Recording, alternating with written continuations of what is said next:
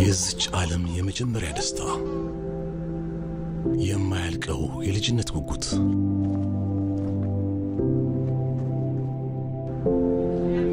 የእናት ጥልቅ ፍቅር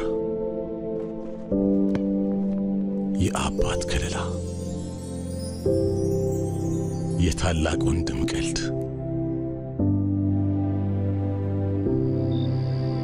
ከቤተሰብ ርቆ መሄድ የታላቅ እህት እንክብካቤ የአባት ናፍቆትና ልጅነት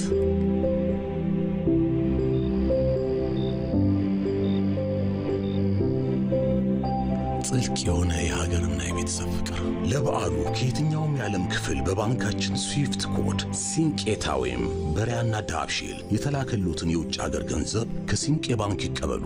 ሲንቄ ባንክ በአንድነት ወደ ስኬት።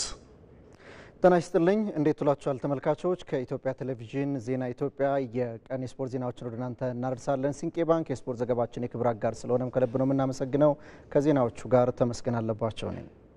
በኢትዮጵያ ፕሪሚየር ሊግ ትናንት በተደረጉ ጨዋታዎች ኢትዮጵያ ቡናና ቅዱስ ጊዮርጊስ ሲያሸንፉ ፋሲል ከነማ ነጥብ ተጋርቷል። በጨዋታው ኢትዮጵያ ቡና ድሬዳዋን ባስተናገደበት መርሃ ግብር በፍጹም አለሙና በአንተነህ ተፈራ ግቦች ነው 2-0 ይረታው። በውጤቱም ኢትዮጵያ ቡና ነጥቡን 42 በማድረስ ደረጃውን ወደ ሁለተኛ ከፍ አድርጓል። ቅዱስ ጊዮርጊስን ከመቀለ ሰባ እንደርታ ያገናኘው መርሃ ግብር በፈረሰኞቹ አሸናፊነት ተጠናቋል። በቢኒያም ፍቅሩ ብቸኛ ግብ ነው ቅዱስ ጊዮርጊስ ትናንት ያሸነፈው። በዚህም ነጥቡን 37 በማድረስ ሰባተኛ ደረጃ ላይ ተቀምጧል።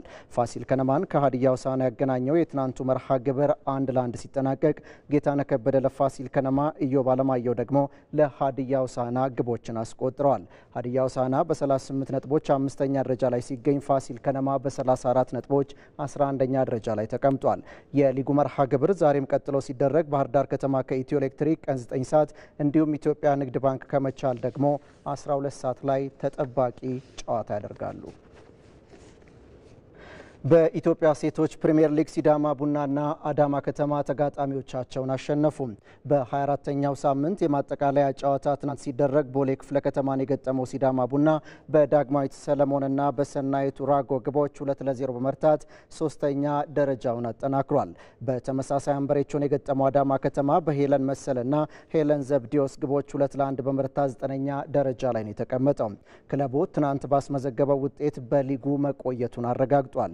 የኢትዮጵያ ሴቶች ፕሪሚየር ሊግ ግን ኢትዮጵያ ንግድ ባንክ ከቀሪ 2 ጨዋታዎች 1 ነጥብ ማግኘት የሚችል ከሆነ ሻምፒዮን መሆኑን ያረጋግጣል። የኢትዮጵያ ሊግ 1 ውድድር ከወትሮ የተሻለ ትኩረት እያገኘ ቢሆንም አሁንም በመወዳደሪያ ስፍራ ላይ ከፍተኛ ችግር መኖሩን ተወዳዳሪ አካላት ገልጸዋል። ሀገርን በወጣቶችና በዋናው ቡድን ደረጃ የሚወክል አቅም ያላቸው ተጫዋቾች የሚገኙበት ሊግ ስለመሆኑም ነው የተገለጸው። አብርሃም አድማሱ ተጨማሪ ዘገባ አለው።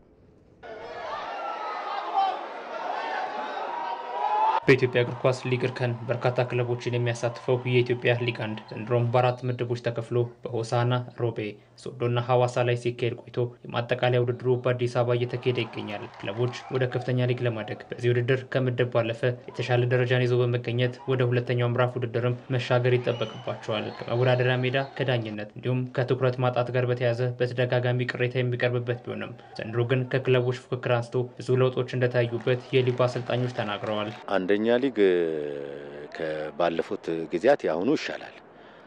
በዳኛ ረገድ በሜዳም ጥሩ ነገሮች አሉ። ከዚህ የበለጠ ግን መስራት ይጠበቅበታል ፌዴሬሽኑ ብዬ አስባለሁ። አንደኛ ሊግ ውድድሩ ጥሩ ነበረ። ነገር ግን አንዳንድ ችግሮችም ነበሩት። የሜዳ ችግሮች በተለይ ሮቤ ላይ በነበርንበት ሰዓት ሜዳው አስቸጋሪ ነበረ። ከዛ በተረፈ ቡድኑ ውድድሮቹን በጣም ጠንካራና ጥሩ ጊዜ ነው ያሳለፍነው። በጣም ፉክክር ያለው ጨዋታ ነው። ከመጀመሪያው አንደኛው ዙርም እስከ ሁለተኛ ዙርም በጥሩ ሁኔታ ያው ከምድባችን በአንደኛ ዙርም በአንደኝነት ነበር ያጠቃን ነው። በሁለተኛ ዙርም በተመሳሳይ በአንደኝነት ነበር ያጠናው እና ፈጣሪ ረዶን እስከ ቶርናመንት የመጣንበት ሁኔታም አለ።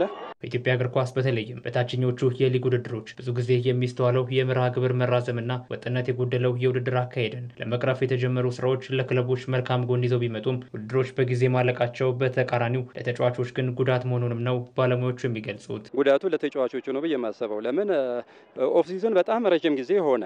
ስለዚህ ውድድሩ ትንሽ ገፋ ብሎ ቢያንስ ማክሲመም ግንቦት 30 አካባቢ ቢያልቅ ኖሮ ጥሩ ነው ብዬ አስባለሁ።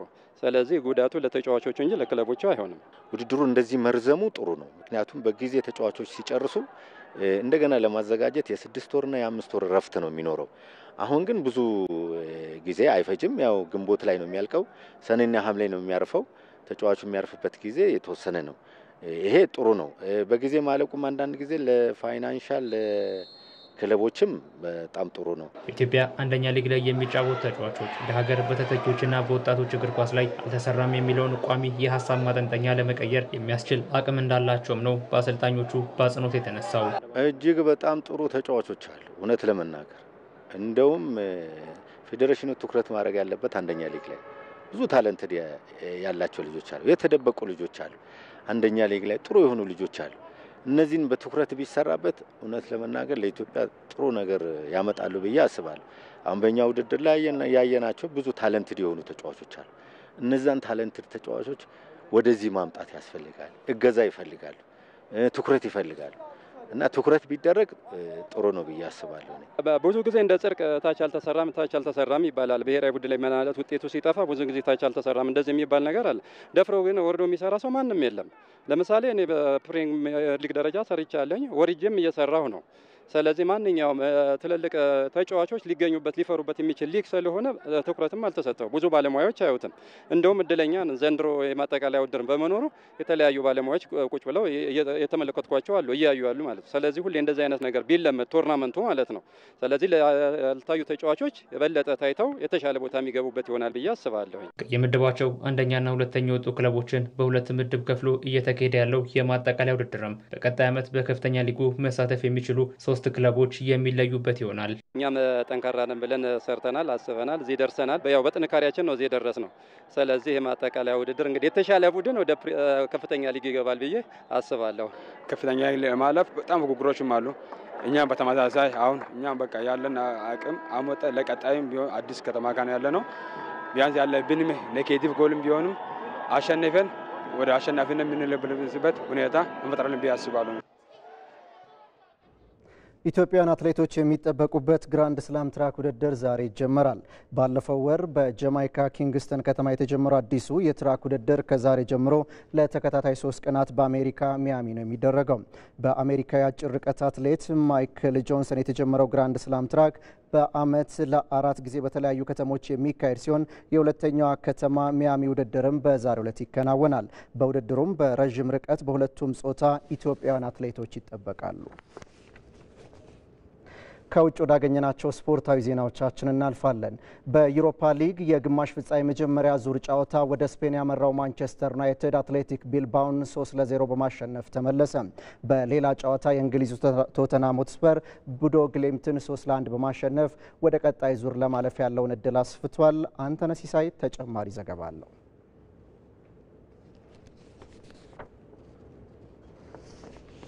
አህጉር አቀፍ መድረክ ግን አሁንም በጥንካሬው ቀጥሏል። አሰልጣኝ ኤሪክ ቴናን በመተካት ከሊዝበን ማንቸስተር የደረሱት ሩበን አሞሪም ለአስከፊ የውድድር ዓመታቸው መካሻ ከሆነላቸው በኤሮፓ ሊግ ለፍጻሜ ለመድረስ የተቃረቡበትን ውጤት አስመዝግበዋል። በእንግሊዝ ፕሪሚየር ሊግ ካደረጓቸው 26 ጨዋታዎች 6ቱን ብቻ ያሸነፉት ፖርቹጋላዊ አሰልጣኝ በኤሮፓ ሊግ ግን አንድም ጨዋታ ሳይሸነፉም የመድረኩ ጠንካራ ተፎካካሪ ሆነው ቀርበዋል። ማንቸስተር ዩናይትድ በሀገር ውስጥ ያስመዘገበው ደካማ ውጤት በቀጣይ ዓመት በአውሮፓ መድረክ በሁሉም ውድድሮች እንዲሳተፍ ዋስትና የሚሰጠው ባይሆንም በአቋራጭ የኤሮፓ ሊግን በማሸነፍ በአንድ ድንጋይ 2 ወፍ እንዲሉም እድሉን ለማግኘት ግስጋሴውን አሳምረዋል። በኤሮፓ ሊግ ግማሽ ፍጻሜ የመጀመሪያ ጨዋታ ወደ ስፔን ተጉዞ ከአትሌቲክ ቢልባኦ ያደረገውን ጨዋታ 3-0 አሸንፎ ተመልሰዋል። አትሌቲክ ቢልባኦ በሜዳ የሚደረገውን የኤሮፓ ሊግ ፍጻሜ በማሸነፍ በታሪኩ ለመጀመሪያ ጊዜ የአህጉሩን ዋንጫ ለማሳካት ትልቅ ህልም ቢኖረውም ጉዞው ገና በግማሽ ፍጻሜው በዩናይትድ እንቅፋት ገጥሞታል። ምሽት 4 ሰዓት ላይ በሳን ማሜስ በተደረገው ጨዋታ ብሩኖ ፈርናንዴዝ በጨዋታና በፍጹም ቅጣት ምት 2 ግቦችን ሲያስቆጥር ካዝሜሮ ደግሞ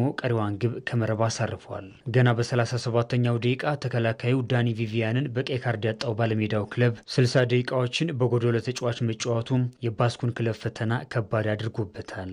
ፖርቹጋላዊ አማካይ ብሩኖ ፈርናንዴዝ በኤሮፓ ሊግ በታሪኩ 27 ግቦችን በማስቆጠር 34 ግቦችን ካስቆጠረው ፒየር-ኤሜሪክ ኦባሜያንግና 30 ግቦችን ካስቆጠረው ራዳሚል ፋልካኦ በመቀጠል ሶስተኛው ከፍተኛ ግባግቢ ሆኗል። ተጫዋቾቻቸው ካሁኑ ጀምሮ የመልሱን ጨዋታ ማሰብ እንደሚጠበቅባቸው የተናገሩት የቀይ ሰይጣናቱ አሰልጣኝ ሩበን አሞሪም በውጣ ውረድ ውስጥ አብረዋቸው ለተጓዙት ደጋፊዎቻቸው አንድ ነገር ማበረከት እንደሚፈልጉም አሳውቀዋል። በሌላ የግማሽ ፍጻሜ የመጀመሪያ ጨዋታ ቶትንሃም ሆትስፐር ቦዶ ግሊምትን 3-1 አሸንፏል። ባጋጠመው የበርካታ ተጫዋቾቹ ጉዳት ምክንያት በውስጥ ውድድሮች በትልቁ የተፈተነው የሰሜን ለንደኑ ክለብ አሁን በአውሮፓ መድረክ ወሳኙ ምዕራፍ ላይ ደርሷል። በእንግሊዝ ፕሪሚየር ሊግ በ19 ጨዋታዎች ተሸንፈው 16ኛ ደረጃ ላይ የሚገኙት አውስትራሊያ አሰልጣኝ አንጌ ፖስቴኮግሉ ስማቸውን ለማደስ ሁነኛ አጋጣሚ አግኝተዋል። ትላንት ምሽት በሜዳቸው ባደረጉት የመጀመሪያ ጨዋታ ብሬናን ጆንሰን፣ ጄምስ ማዲሰን እና ዶሚኒክ ሶላንኬ የማሸነፊያ ግቦቹን አስቆጥረዋል። ኡለክሰል ተነር ደግሞ የኖርጂያኑን ክለብ ብቸኛ ግብ ያስቆጠረ ተጫዋች ሆኗል። የቶትንሃም ሆትስፐር አሰልጣኝ አንጌ ፖስቴኮግሉ የመልሱ ጨዋታ ከባድ ቢሆንም የተቻላቸውን ሁሉ አድርገው ለፍጻሜ ለመድረስ እንደሚዘጋጁም ተናግረዋል። በሳን ማሜስ በሚደረገው የኤሮፓ ሊግ ፍጻሜ የማንቸስተር ዩናይትድ እና አትሌቲክ ቢልባኦ አሸናፊ ከቶትንሃም ሆትስፐር እና ቦዶ ግሊምት አሸናፊ የሚገናኝም ይሆናል። በኮንፈረንስ ሊግ ግማሽ ፍጻሜ የመጀመሪያ ዙር ጨዋታ ቼልሲና ሪያል ቤቲስ ተጋጣሚዎቻቸውን አሸንፈዋል። ከሜዳው ውጪ ከስዊድኑ ክለብ ዩርጎ ጎርደን ጋር የተጫወተው ቼልሲ 4-1 ረቷል። የቼልሲን የማሸነፊያ ግቦችንም ጀደን ሳንቾና ኖኒ ማዱኬ ሲያስቆጥሩ ተቀይሮ የገባው ኒኮላስ ጃክሰን ቀሪዎቹን 2 ግቦች ከመረብ አሳርፏል።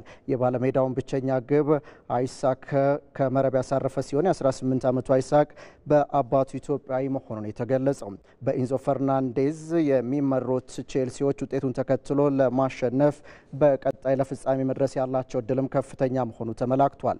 በሌላ የግማሽ ፍጻሜ የመጀመሪያ ዙር ጨዋታ ሪያል ቤቲስ ፊዮሬንቲናን በገጠመበት ጨዋታ 2-1 ነው ያሸነፈው። በስታዲዮ ቤኒቬማሪን በተደረገው ጨዋታ አንቶኒና አብዲ አልዙሊ የሪያል ቤቲስን የማሸነፊያ ግቦች አስቆጥረዋል። ማንቸስተር ዩናይትድ ማሸነፉን ተከትሎ በቀጣይ የሚደረገውም ጨዋታ በዩሮፓ ሊግ የሚጠበቅ ስለመሆኑ ነው ዘገባዎች እያመላከቱ ያሉት። በ34ኛው ሳምንት የእንግሊዝ ፕሪሚየር ሊግ ትናንት በተደረገ አንድ ቀሪ ጨዋታ ኖቲንጋም ፎረስት በብሬንትፎርድ ተረታ። ብሬንትፎርድ ጋር ጨዋታውን ያደረገው ኖቲንጋም ፎረስት በሜዳው 2-0 ተሸንፎ ሶስተኛ ደረጃውን የማስጠበቅ እድሉን ሳይጠቀምበት ቀርቷል። በሲቲ ግራንድ ስታዲየም በተደረገው ጨዋታ ኬቨን ሻድ እና ዩኒ ዊሳ የብሬንትፎርድን የማሸነፊያ ግቦች አስቆጥረዋል። በኑኖ ስፕሪንቶ ሳንቶ ስር ጥሩ የውድድር ዓመትን እያሳለፈ ይገኝ የነበረው ኖቲንጋም ፎረስት ወደ መጨረሻ አካባቢ በአውሮፓ ሻምፒዮንስ ሊግ መሳተፍ ያለው እድል እየተመናመነ መጥቷል ተብሏል። እድሉን ትናንት የሚጠቀምበት እድል ቢኖርም ሳይጠቀም መቅረቱን ተከትሎ በ60 ነጥቦች 6ኛ ደረጃ ላይ ነው የተቀመጠው። የ35ኛ ሳምንት የእንግሊዝ ፕሪሚየር ሊግ ዛሬ ምሽት መደረግ ሲጀምር ማንቸስተር ሲቲ ከወልቭዝ የሚያደርጉት ጨዋታ ይጠበቃል። ከዜና ኢትዮጵያ ለሰዓቱ የተዘጋጁ የስፖርት ዜናዎቻችን በዚህ ተጠናቀዋል። ስለተከታተላችሁን ከልብ እናመሰግናለን። በያላችሁበት መልካም ጊዜ። ዜና ኢትዮጵያ እንደቀጠለ ነው። 7 ሰዓት